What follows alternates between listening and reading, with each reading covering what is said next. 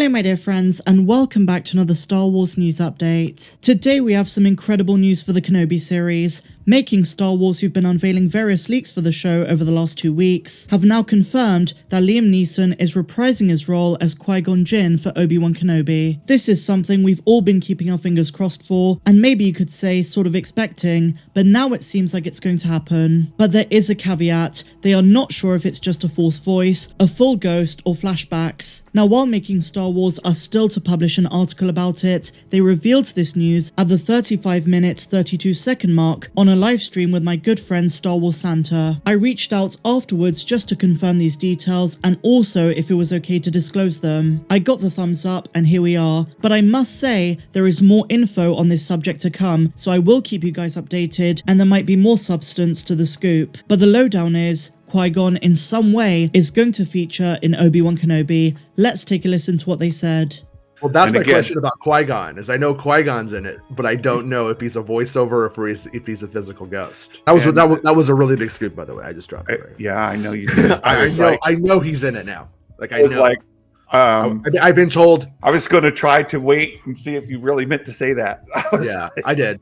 Okay. Yeah. Well, thank you for that. That is going to be huge news for folks. So as I say, this is going to be as a Force voice or maybe even a Force ghost. We know that Qui-Gon began learning how to become one with the Force, but died before mastering the ability, and that's why he can only manifest as a voice. As a Force voice, he taught the ability to Yoda, and communication between the two can actually be seen during this scene in Revenge of the Sith. And then as we saw, Yoda told Obi-Wan that during his exile on Tatooine, his former master will instruct him on how to become a Force ghost as well. So it appears as though we will hear Master Qui-Gon commune from the netherworld of the Force with his former apprentice. Before the events of the Phantom Menace, Qui-Gon studied the living Force and learned from Force priestesses how to retain consciousness after death. He also learned that physical manifestation was possible, but did not achieve this because his training was incomplete by the time he died. So we know that he manifests as a voice, but George Lucas always said that Qui-Gon could someday manifest as a physical Force ghost because his training could continue beyond death. In fact, George Lucas almost showed us this in episode 3. In the early phases of writing Revenge of the Sith, George Lucas wrote a scene where Qui-Gon physically appears to Yoda and Obi-Wan as a fully fledged Force ghost, and not just as a disembodied voice. At the time, Liam Neeson was even set to reprise the role, but for whatever reason, the scene was discarded and never got to the point of being filmed. Maybe George figured if they're going to include Qui-Gon as a Force ghost, they would have to explain why he wasn't there at the end of Return of the Jedi, and that's probably why they opted with the Force voice option. It goes without saying that Liam Neeson was disappointed he didn't get another shot at the role, but that all changes this year, my dear friends. Qui-Gon is back, and you never know, we might even get a flashback sequence of Qui-Gon and young Obi-Wan. After all, Obi-Wan is going to be reminiscing about his life from his cave, yes that's right, cave on Tatooine, and there have been some hints of these flashbacks in recent times. StarWars.com revealed the upcoming Obi-Wan Kenobi comic series, where the premise is Obi-Wan contemplating his life as a Jedi and remembering all of the highs and lows during his exile on Tatooine, and we could see some of this in the show. Qui-Gon and Obi-Wan had a very unique dynamic.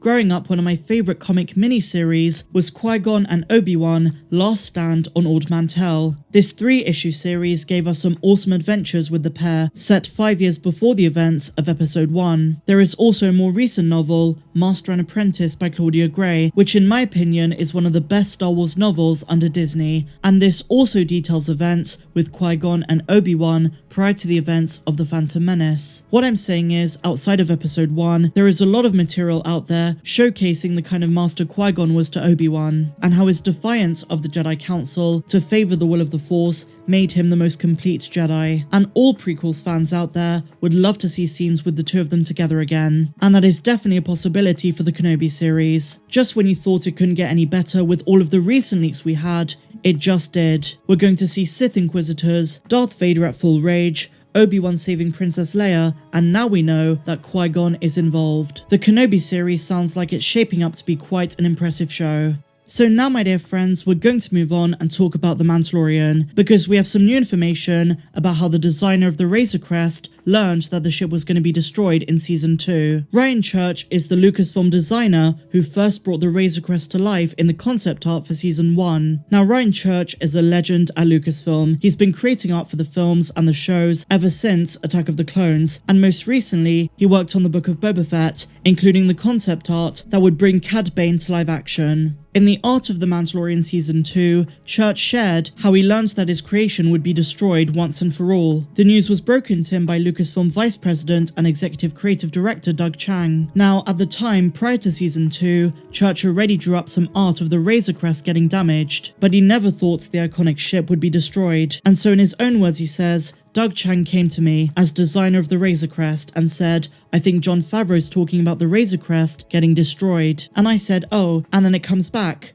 right? And Doug's like, no, it really gets blown up. So it seems like the moment was just as heartbreaking for the audience as it was for the designer. Many have shared that the episode being titled The Tragedy may not be in reference to Grogu, but actually Din Djarin's ship. You see, the Razor Crest to Din was not just a ship, it was also a home. On the bright side, he now has a Naboo N1 starfighter, as we see in the Book of Boba Fett, but it's much more cramped and isn't really a home. At least it's off the grid, being pre-Empire, but admittedly it poses an interesting idea for Din's character development heading into Season 3. The Razor Crest often acted as another symbol of Din himself. When it shattered to pieces, it reflected how he felt about Grogu being taken. But moving forward, he's got a brand new ship, he's reunited with Grogu, and the adventure continues. But the biggest question is he going to get something bigger and better? Maybe another Razor Crest? Or is this going to be the permanent ship?